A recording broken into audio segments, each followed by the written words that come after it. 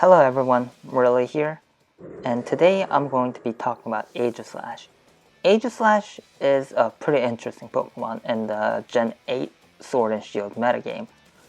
For one, it's really not very good at using the core mechanic of the game, Dynamax, because of its interaction with Max Guard not acting as King Shield.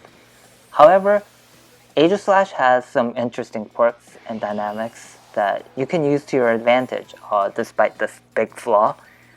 I think it's an underappreciated Pokemon. It's surprisingly good for how little usage it gets, I think. Well, you could say, but really, Aegislash is at 44th usage. It's not that bad, but if you actually look at its partner stats, it is actually exactly this team I'm going to be using in just a second. So Aegislash has quite limited use, but I don't think it has such limited utility. It just gets used in that very specific scenario. Maybe people experiment more with the Aegislash now that that team is so popular. So this is the substitute Aegislash. So in order to play around the fact that King Shield is a pretty awkward mechanic, so it does, King Shield does boost your survivability by dropping your opponent's attack by one stage, but on the flip side, it makes Aegislash really easy to play around by making it so super predictable. In order to use its stellar bulk in the shield form, it has to alternate between attacking and using King Shield. That means that my opponent can get a free switch into an Aegislash check on the King Shield, and that is not good. Shadow Ball is Aegislash's main stab move because ghost types have very limited resistances, so that is really good. It limits the types of Aegislash checks, and even the limited checks, not all of them can act as long-term counters, which is an important distinction. And the reason why Substitute is such a big deal on this set is that it gives Aegislash the third option instead of just attacking and King Shielding and alternating between them. Instead of being forced to predict your opponent's switch-ins, you can safely go for the King Substitute while in the shield form. And going for Substitute will not bring you to the vulnerable Blade form like you would by attacking. So you get to kind of get the best of both worlds. You get to go for a free substitute with your great bulk and loads of resistances, and you can see what your opponent brought in as their Aegislash check and nail them accordingly. Here, Sacred Sword is often the coverage move of choice. It stops Aegislash from getting walled by normal type special walls such as Chansey, Blissey, things like that. It forces them to go for some kind of coverage move to break Aegislash's substitute. Also, it hits dark types. It's generally a really good coverage combination with the Shadow Ball. Second set that is somewhat common in Aegislash is this weakness policy set. So instead of substitute, Aegislash is going to be using a weakness policy to kind of get around the fact that it isn't too good at Dynamaxing. The thing with Aegislash is actually that it doesn't require Dynamaxing to be a good user of weakness policy. Just because it is so bulky, it has really good defensive stats, limited weaknesses that you can predict. Unfortunately, these types of all-out attacking weakness policy sets do have their weaknesses. But I guess the most prominent weakness for Aegislash, because that's the Pokemon we're talking about today, is the fact that it has to kind of alternate between attack and King Shield. And Max Guard doesn't act like King Shield. So it's a weakness policy user that can't Dynamax very well. And that is a big problem. I mean, you could also just take out the King Shield and put Shadow Sneak on that and use a 4 attacking Aegislash. That is definitely a set that I have seen before, but that is very all-in. And these type of all-in Dynamax weakness policy users are, I think, on a bit of a decline. Well, decline isn't really the right word. The usage of those items aren't as dominant as one might expect it to be if you are just kind of listening mainly at the memes. I mean, memes about how the game is mainly only about Dynamax. You just click Dynamax on a weakness policy user and win the game. Haha. And it is partially true, but if you look at even, I guess, the best case scenarios for weakness policy users like Tyranitar, Glastrier, uh, usage of weakness policy on those Pokemon aren't super dominant. And it's because flexibility, consistency really matters. And weakness policy by nature is an item dependent on how your opponent plays around you. So it tends to be not as good if it's something that is used everywhere in the meta. I mainly touched on these two sets in particular, but I do want to say there are other options with Aegislash. There are a few guys using Focus Sash, Aegislash, All Out Attacker. There is a few more options, definitely. Even though it's like you could use Swords Dance, for example. But these two are the sets that you're going to see most of the time. And here is the team that I'm going to be using today. I've definitely used this team previously in this channel before, and this is basically the only usage Aegislash is getting in the higher ladder metagame. This team is really good though. Aegislash acts as a pretty good way to check grass types. Rillaboom can be a really big threat. Kartana as well. So Aegislash acts as a pretty nice check. It's something that Mimikyu or Finny or something along those lines wouldn't be able to do in this slot. And I think there's definitely more to be explored with Aegislash because it definitely has a niche. It's not a bad Pokemon, and it can be really threatening if you play your cards right. So, let's get into the games. So, this game is one of the matchups that we really want to bring Aegislash for. As I said before, this team is quite weak to Kartana, and the fact that Kartana often carries Giga Impact to use as max strike against Zapdos, also carries Airstream to outspeed Scarf Zapdos, all very threatening prospects. So for that, I'm going to bring Aegislash. Urshifu has a great offensive matchup against most of the opponent's team, and Porygon 2 is going to be my check to their Garchomp and Landorus T as well. So, yep, let's get into the game. Let's see which Pokemon my opponent brings. If he leads Kartana, then I'll be forced to swap out with my Banded Urshifu. But if he doesn't, then I'll be able to get a strong hit and make progress from there. If he leads Kartana, then I probably will be able to bring in the Aegislash here and then get some safe damage against the opponent.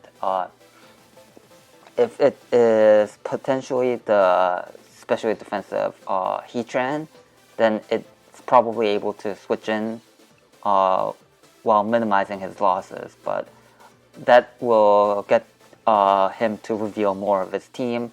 I'll be able to play around more of that. And yeah, let's see what he decides to lead with.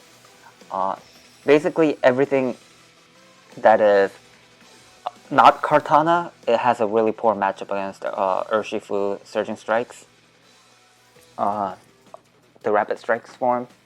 And my opponent decides to lead Gastron.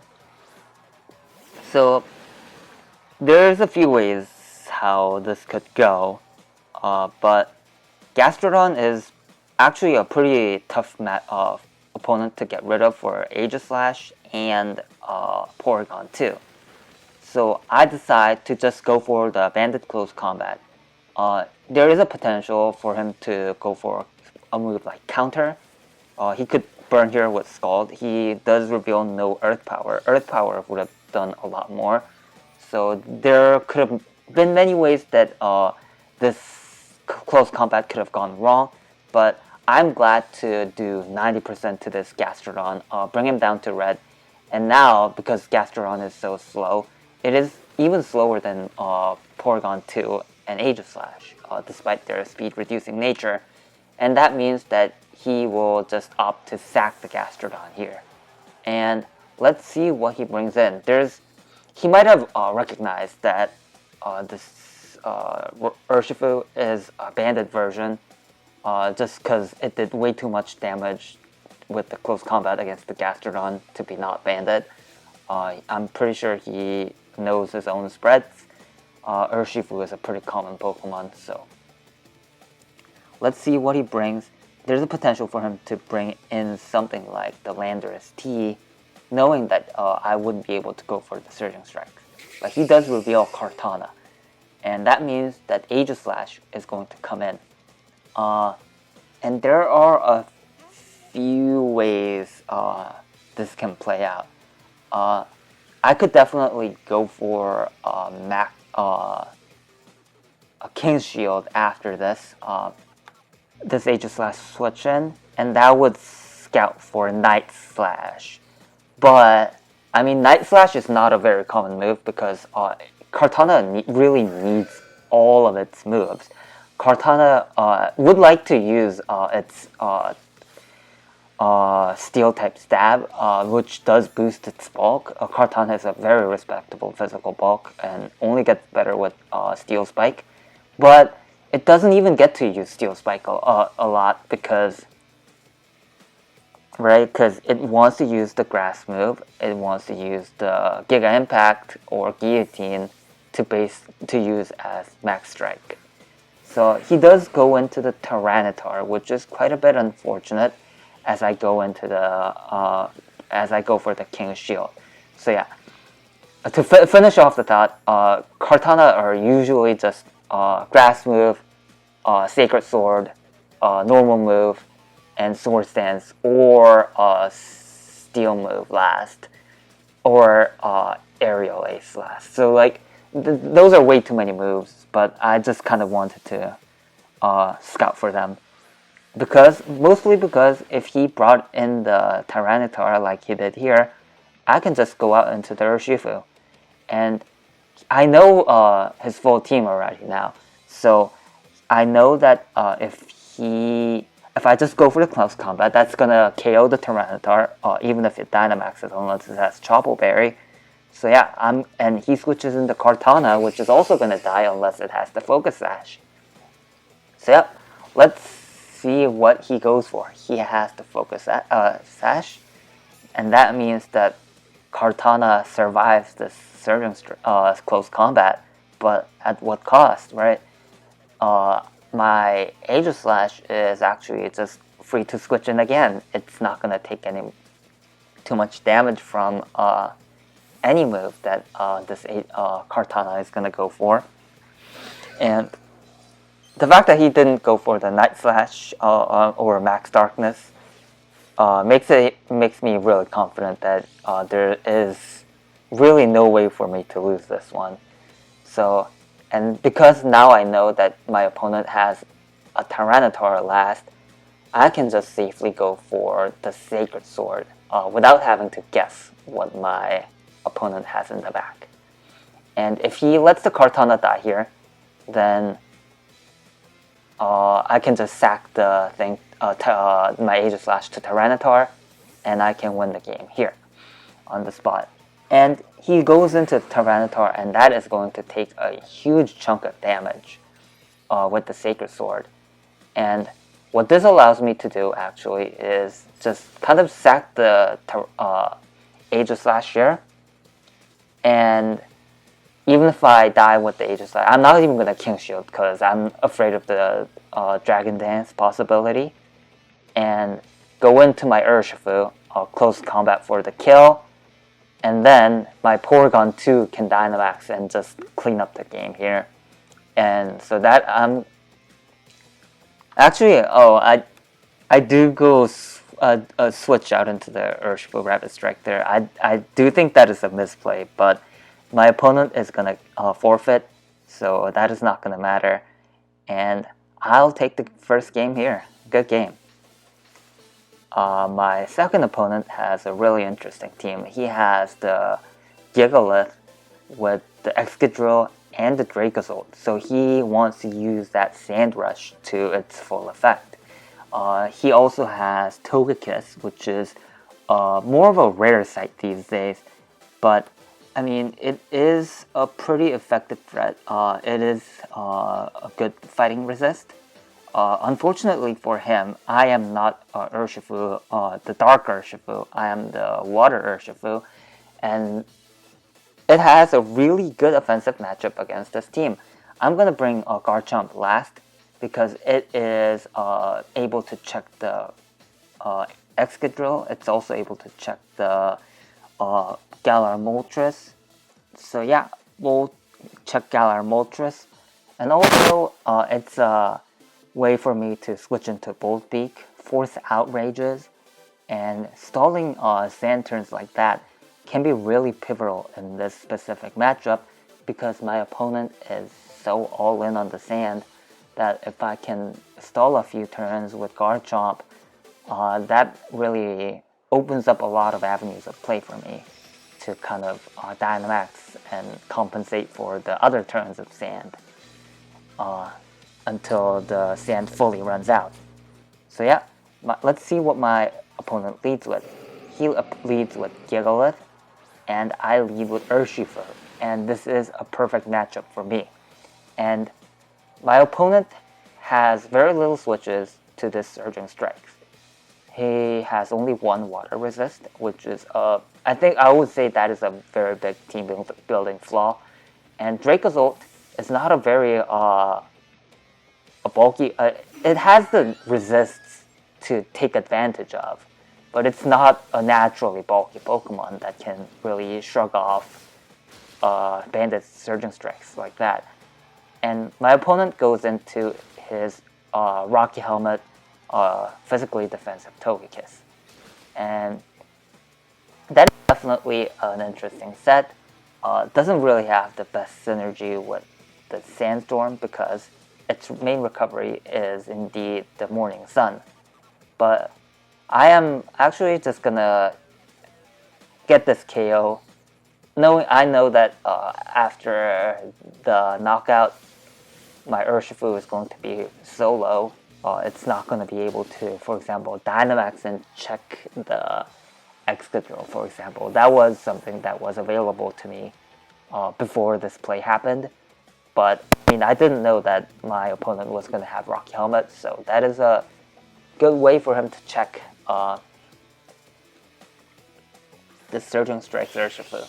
And he does bring Dracozolt, so he brought, he did what he could to check the Urshifu, which was obviously a very big threat from Team Preview. So, despite the fact that water was, him having almost no water resists is a big team building flaw, he is aware of that, and he is trying to play around it.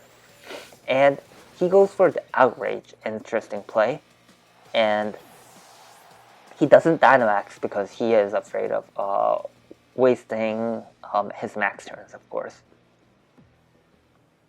But I'm just gonna go into my Aegislash, and here this gets me thinking a little because I could just go for the Shadow Ball here and do a lot of damage, but also I could just go for the King Shield and kind of lower their defense on attack, and half the time they'll be still locked into this Outrage.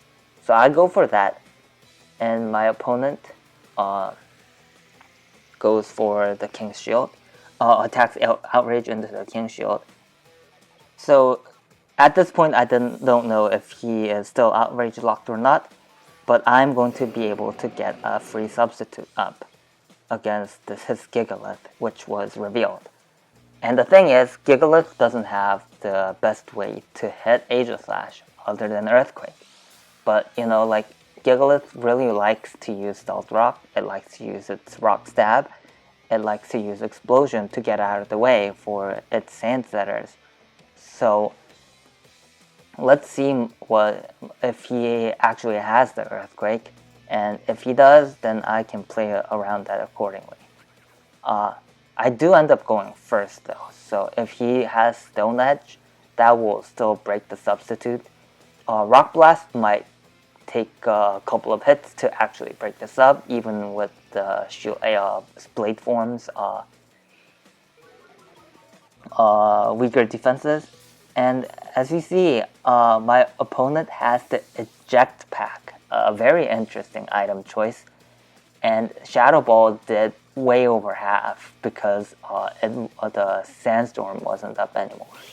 So here, that is indeed his only choice. And here, I do go for the Shadow Ball here, which I'm not super confident. I do think that his best play here is to go for the Dynamax, because Shadow Ball is gonna do way too much damage. And if he doesn't Dynamax, then I can just Shadow King Shield the next turn and then Dynamax with my Aegislash. So yeah, he does choose to Dynamax his Dracozolt here, but he is only merely going to break the substitute. Actually, I mean, if I were really going for a hard read on his Dracozolt Dynamaxing, I could have indeed went for a King Shield or another substitute, and that would have been really pretty much game over, because then means that he basically wasted his Dynamax just breaking my substitutes. But I wanted to force him to Dynamax here, because in fact, Dynamaxing, him going for the Dynamax here is still really good, even when I Shadow Ball. But as you see, like that Shadow Ball, even with the Dynamax, did like 30, about 1/3 HP. So that was gonna do way over half. And I'm just gonna go into my unrevealed Garchomp, and I'm gonna dare him to actually get this prediction. And if he doesn't, yeah, he doesn't go for Max Drake, can't really blame him. And I'm just gonna sack my Garchomp here. The reason is I know I can win with Aegislash. There is no reason for me to just kind of try to like play around, like predict the max form win, so I'm gonna go into Aegislash. Like, yeah, sure, it'll work out how it's gonna work out most of the time.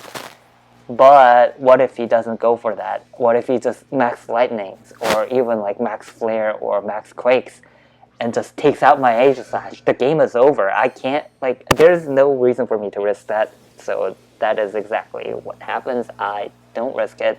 I go for the safe play. I sack the Garchomp, and I know that I can Dynamax my Aegislash at full health, which is a big deal. This is like one of the things that a lot of players, I think is really critical with Dynamax. You want to Dynamax at or near close to full health. Of course, there's a lot of exceptions to this rule, but you're definitely getting your money's worth by Dynamaxing your Pokemon at or near full health, unless like you're just gonna KO everything and your HP don't matter, right? So I'm gonna be able to take advantage of this Aegislash's ginormous bulk and get this KO on the Dracozolt.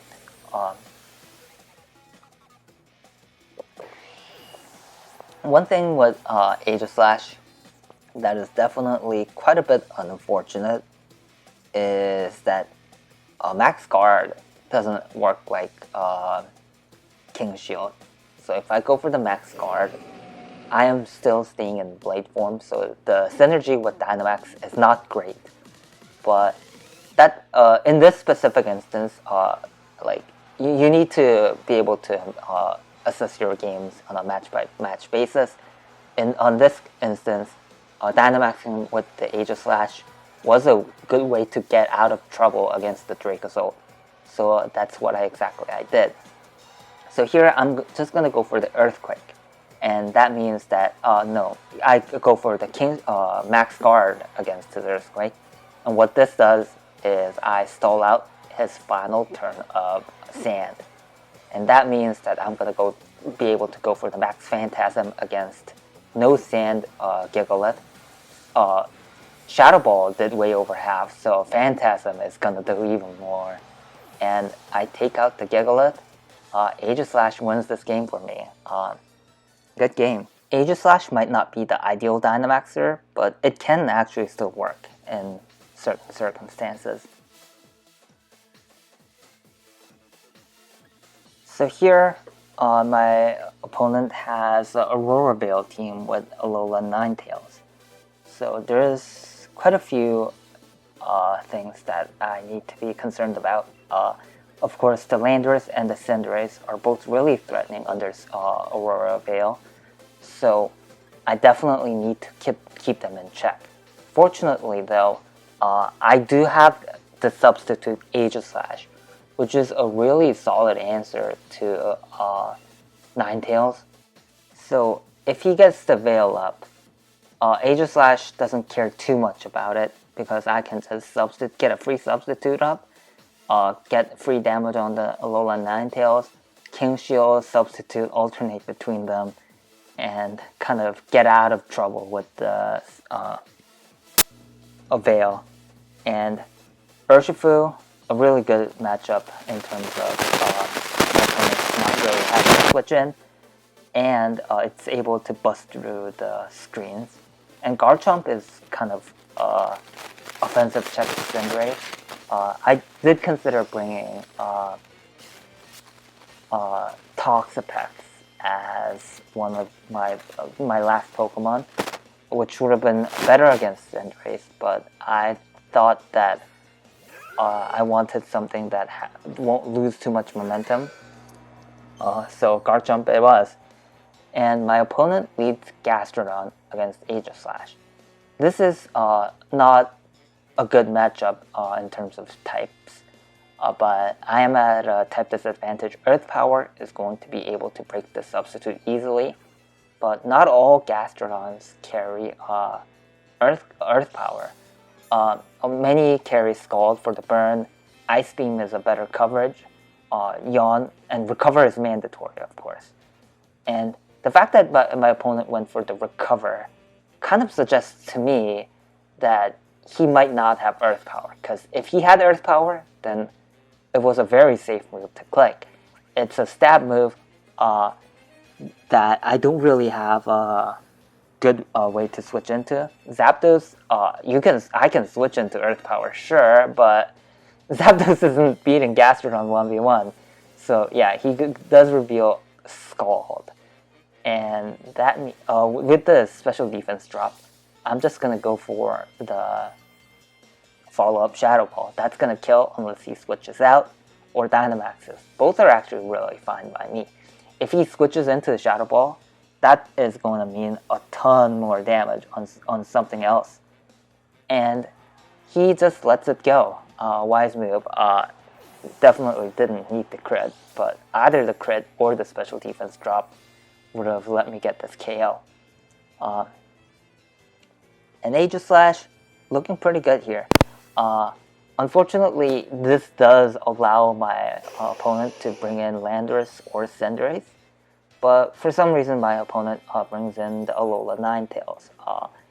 I am just going to go for the substitute here. There is definitely an opportunity for him to go for a Blizzard and do a lot of damage while I'm in Blade form, but that still means that I can King Shield on the next turn, and I will be able to make sure that I'm not gonna just let him get Veil up and then switch out on the sub turn, because that would not be. So here I'm just gonna go for the King Shield, and start stalling out these Veil turns as I originally anticipated.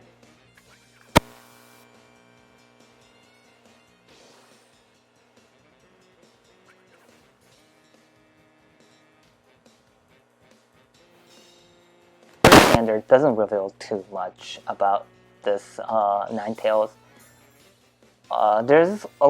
Ninetales is sometimes frustratingly diverse. It all uses the same move. It always all use Blizzard, Aurora Veil, but because there isn't an urgent need for a coverage on Ninetales other than Freeze Dry, it gets to basically use any move it wants on its fourth slot. So a lot of Ninetales will use something that can kind of turn the tides of the game on a tough spot. Something like Sheer Cold, Hypnosis, Disable or Encore.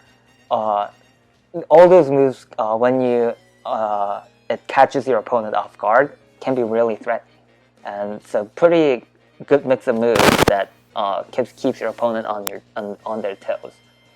And here, my opponent is gonna take advantage of my King's Shield and go into the Landorus. And Landorus definitely going to be able to beat this Aegislash 1v1.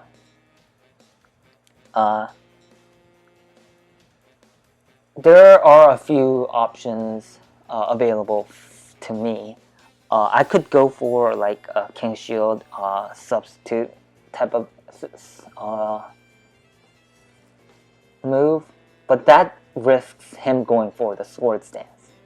And yeah, I could have. So that's why I go for the Shadow Ball. But actually, if you think about it, this was also a pretty big misplay. I could have gone straight into the Urshifu, and that would have just put me in a completely winning position. So that is not too proud of that turn. Because if I went to Urshifu on the non-airstream, I won on the spot. So I do go for the second Shadow Ball here. I'm trying to chip down the Landorus as much as possible. And actually, at this point, I am actually considering Dynamaxing my Aegislash again. For the simple reason that I want my opponent to be forced to go for the max Quakes. Because if he starts going for the max Airstream, then my Urshifu Rapid Strike stops acting as Landorus T-Check, and that would be really unfortunate.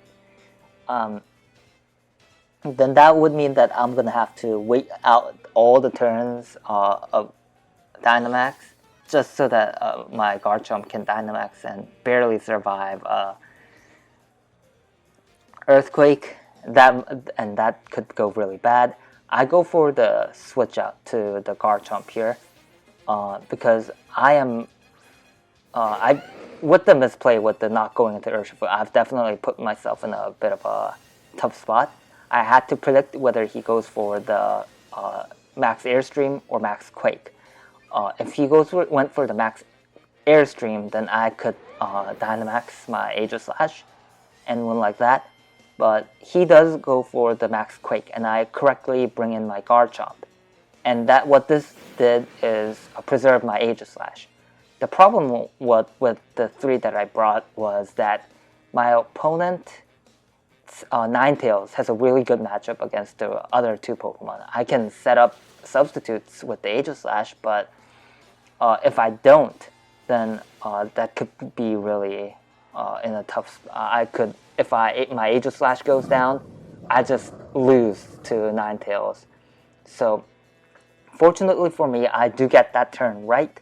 Landorus goes down, and Aurora Veil also goes down. Not that it really matters anyways, because he only has the Alolan Ninetales left, which cannot beat Aegislash. I didn't even Dynamax, so he can't even go for the Sheer Cold. So yeah, that is gonna seal the game. Good game to my opponent. And also, thank you guys for watching. If you guys are still watching, thank you so much.